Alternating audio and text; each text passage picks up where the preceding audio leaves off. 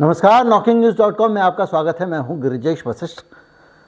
अभी हाल में दिल्ली में जो एक नए साल की रात में कंझावला वाला मामला हुआ था, उस मामले को लेकर बड़ी सारी कवरेज हो रही है। सारे मीडिया का जो ध्यान है ना, वो सेंसेशन पे है। पोस्टमार्टम रिपोर्ट में क्या निकला, उसकी सहेली झूठ बोल रही है, सही बोल रही है, आधी रात को क्या कर रहे थे, गाड़ी के नीचे घसीटे गए, कभी लड़की के चरित्र पर सवाल, कभी उसकी सहेली पर सवाल, और एक सेंसेशन जो है वो मीडिया ढूंढने की कोशिश कर रहा है। और ना चाहते हुए भी एक क्राइम की खबर पे मुझे आज वीडियो बनाना पड़ रहा है। और आज हम जो बात करने वाले हैं वो एक गंभीर क्राइम के इस एंगल पे करने वाले हैं कि वो कौन सी कमियां थीं, वो कौन से पॉलिसी चेंजेस थे दिल्ली पुलिस के, दिल्ली पुलिस ने वो कौन से नीतिगत परिवर्तन किए जिनके कारण इस तरह की वारदातों को अब रोका नहीं जा पा रहा है। पूरा मीडिया उस पर मौन है क्योंकि उस पर कुछ ऐसे लोगों के नाम सामने आने वाले हैं जिनको बोलने के लिए बहुत सारा साहस चाहिए। कहीं मत जाइए, चैनल को सब्सक्राइब कर लीजिए। मैं अभी हाजिर होता हूं, बहुत विस्तार से बात होगी।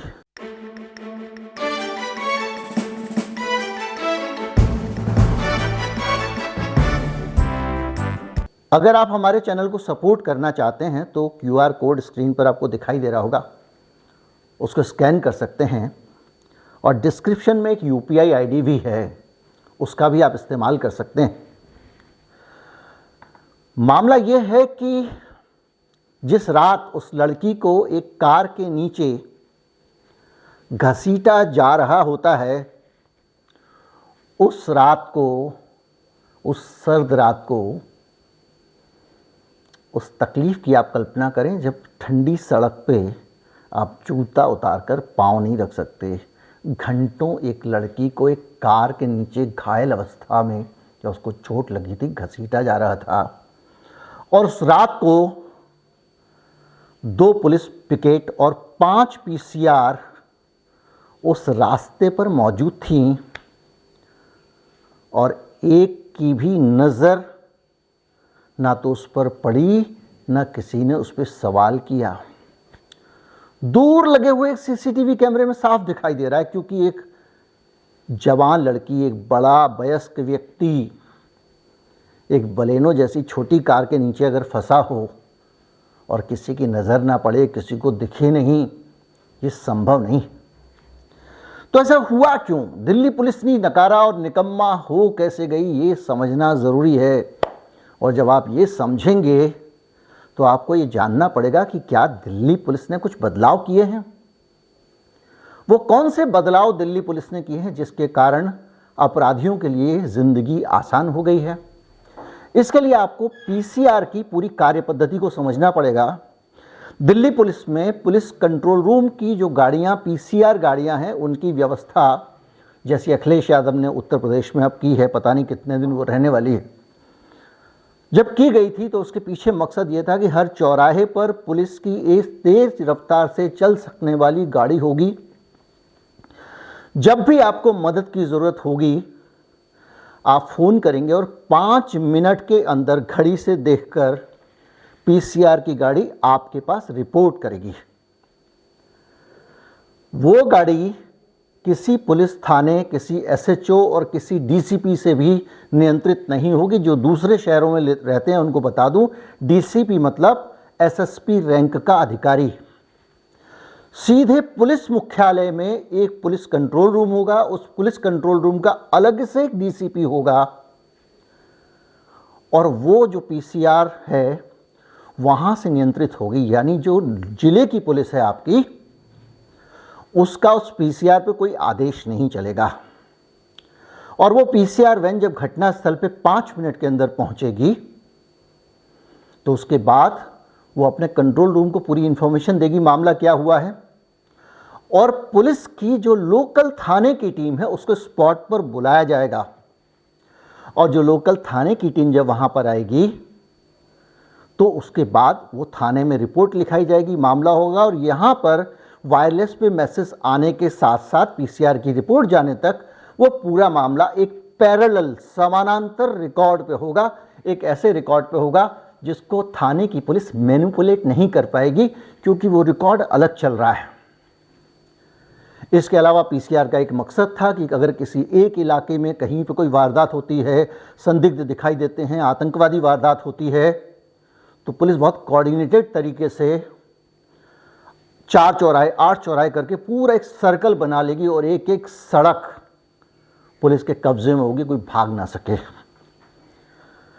लेकिन वो पुराने पुलिस के अधिकारी जिन्होंने इसको कंसीव किया था वो अब नहीं हैं, और अब वही पीसीआर की जो एक इंडिपेंडेंट पद्धति है वो बहुत सारे लोगों को परेशानी करने लगी है खड़ी। अभी जो नेता पकड़े गए हैं, जो अपराधी इस मामले में शामिल पाए गए हैं, उनमें कुछ नेता भी माने जा रहे हैं और उसको लेकर आम आदमी पार्टी जो है वो उसका फोकस वहीं पे, ये बीजेपी का नेता है, बीजेपी का नेता है। कुछ लोग इस पे ध्यान दे रहे हैं, लड़की को सहायता मिलनी चाहिए, मिलनी भी चाहिए, बहुत गरीब परिवार की लड़की है। जब आप शादी ब्याह में जाते हैं, कुछ मुझे तो हमेशा दया आती है उनको देखकर, कभी आनंद नहीं हुआ है, इसलिए चुप रह जाता हूँ कि वहाँ पर उनका कारोबार चल रहा है, कुछ पैसे उनको मिल जाएंगे। किसी की गरीब बेटी जब आप शादी में जा रहे हैं, कुछ पैसों के लिए आपके ऊपर फूल फेंक रही है, कैसी संवेदना है और कैसा आनंद है इस समाज का। क्या करते हैं आप? एक गरीब की बेटी जब मंच पर नाच रही होती है आपका मनोरंजन करने के लिए, कुछ पैसों के लिए अजीबोगरीब मुद्राएं बना रही होती, कैसा लगता है आपको? ये बच्ची खड़ी हो जाती थी गेट पे, जो मेहमान आते थे, बाराती आते थे, उनके ऊपर फूल फेंकती थी, इसको कुछ 1000 रुपये मिल जाते थे, उससे काम चलता था। अगर हम और आप इस लड़की को न्याय दिलाने के लिए खड़े नहीं होंगे, और इससे भी ज़्यादा हम इस बात के लिए नहीं सोचेंगे कि कल के दिन किसी और लड़की के साथ ऐसा ना हो, इसका इंतज़ाम किया जाए, तो हमारी सार्थकता नहीं है, हमारा जीवन बेकार है। हम और जानवरों में कोई फ़र्क नहीं है जो सिर्फ अपने बारे में सोचते हैं।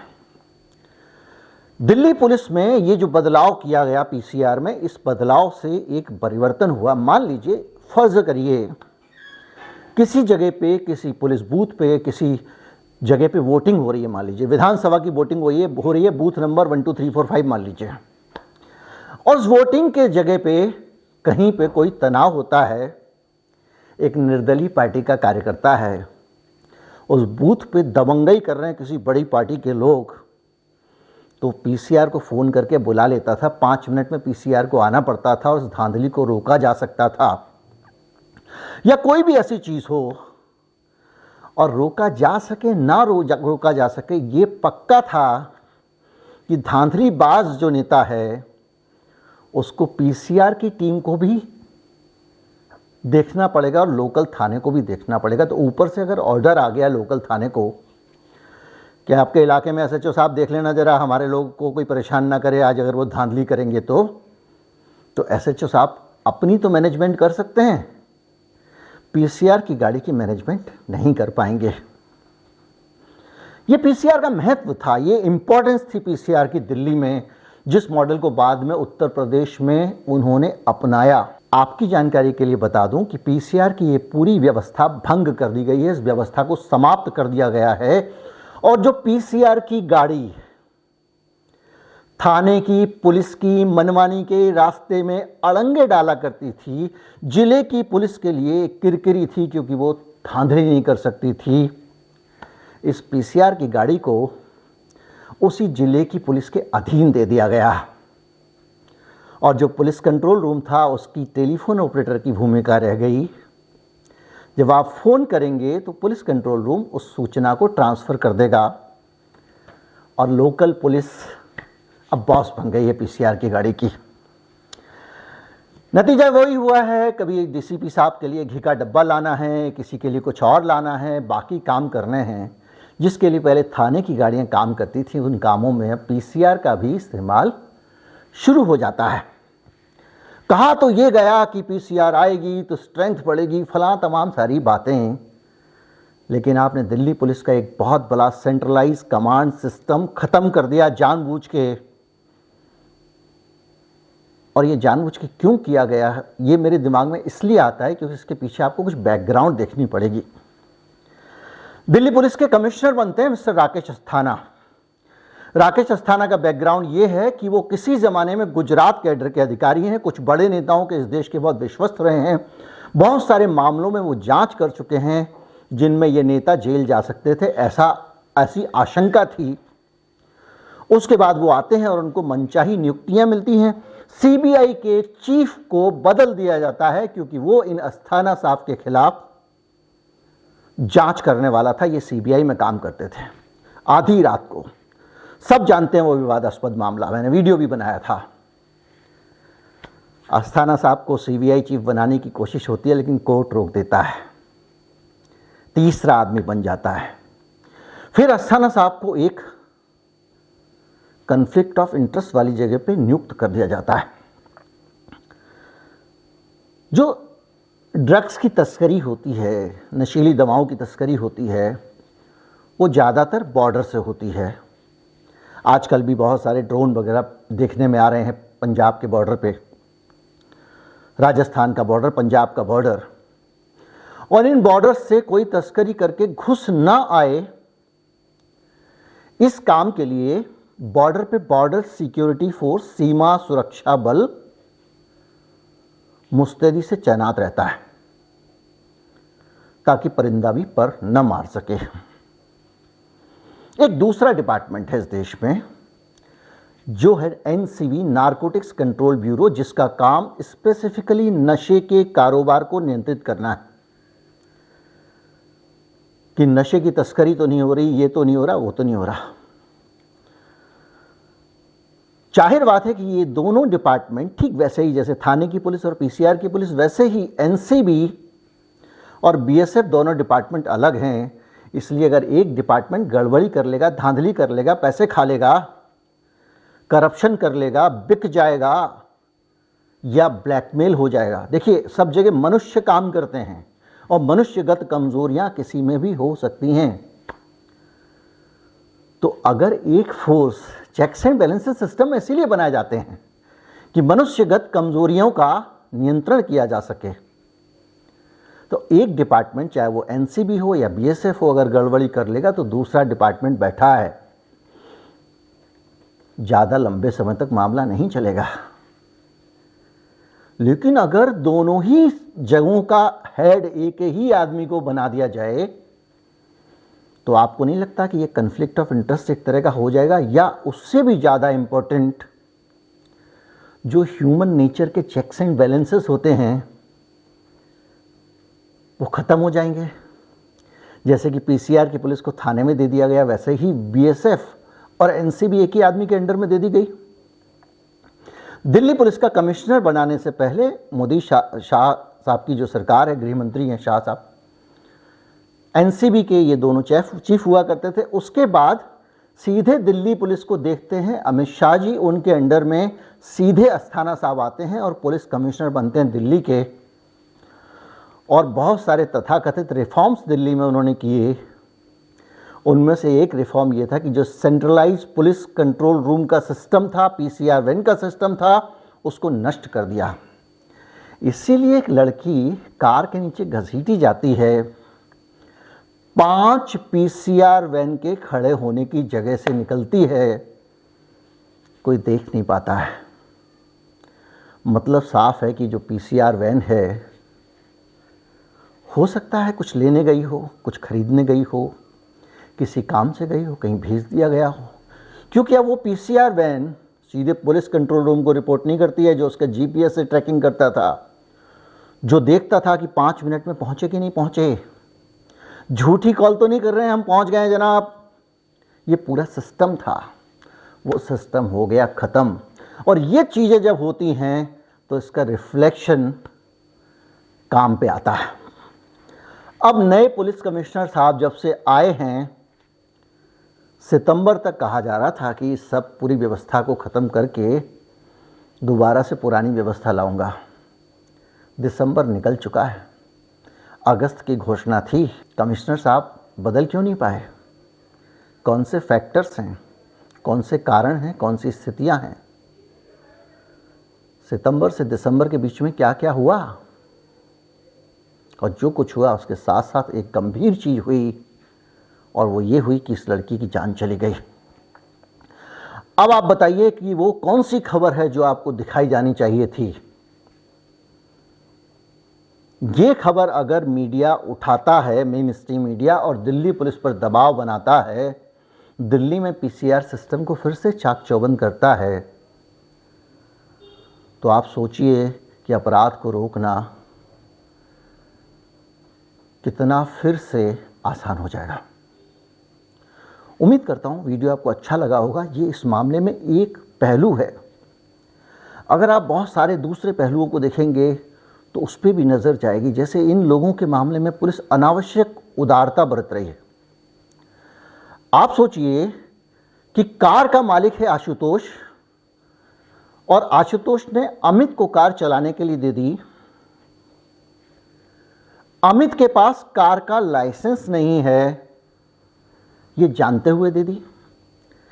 अमित कार चला रहा था और हादसा होने के बाद आशुतोष ने अपने भाई अंकुश को बताया कि भाई ऐसा गड़बड़ कर दिया इसने। तो अंकुश को जब बताया गया तो उन्होंने कहा एक काम करो, दीपक खन्ना को पेश कर देते हैं, गाड़ी ये चला रहा था। चौथा आदमी, और ये बता दिया गया कि ये दीपक खन्ना गाड़ी चला था, उसके नीचे गाड़ी कुचली, जबकि बगैर लाइसेंस की गाड़ी एक आदमी चला रहा था। जानते बूझते गाड़ी के मालिक ने उसको गाड़ी दी। क्या ये मामला दुर्घटना का है? हिंदुस्तान का मोटर व्हीकल एक्ट बहुत पुराना है, खास तौर से दुर्घटनाओं के मामले में अंग्रेज़ों के ज़माने से चला आ रहा है।